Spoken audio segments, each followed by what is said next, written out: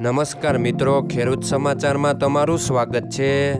મિત્રો, આજના આ વિડીયોમાં આપણે ગુજરાતના બધા માર્કેટ યાર્ડમાં કપાસના ભાવ શું રહ્યા છે તેના વિશે વાત કરીશું।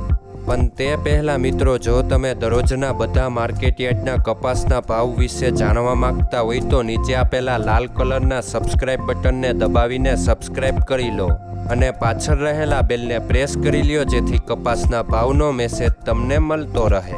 તો ચાલો મિત્રો, આજના કપાસના ભાવ શું રહ્યા છે તેના વિશે જાણી લઈએ। મિત્રો, આજે કપાસના ભાવ આ મુજબ રહ્યા હતા।